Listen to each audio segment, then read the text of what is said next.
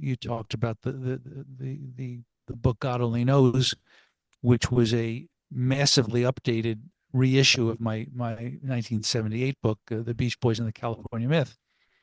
That was me on the outside looking in the original book. The update was me on the inside, kind of sharing what I thought was appropriate.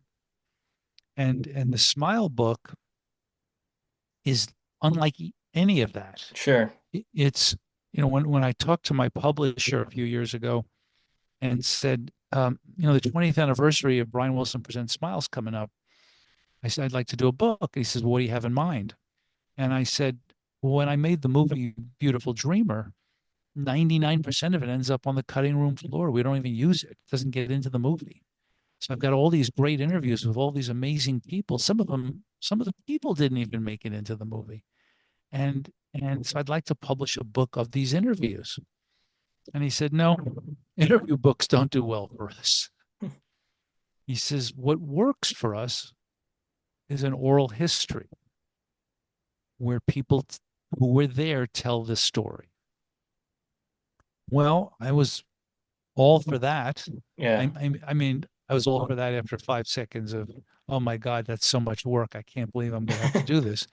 But I had the material and I was there in 2003, 2004. So I knew I could tell that part of the story. And he said, but you're going to have to go back and tell the original Smile story as well. And I was like, oh, God, again? I've got to tell it again? So I had told it in the Beach Boys and the California Myth. I had told it in Beautiful Dreamer, but now I was going to tell it in a completely different way, which was have almost as if you were sitting in a room surrounded by 20 people, and each of them was going to tell you a piece of the story, and the next person would speak, and then someone else would speak. And that's how it kind of came to be, which was the people who were there, either Sure. participating in it or flies on the wall, like Van Dyke Park's first wife, like Carl Wilson's first wife.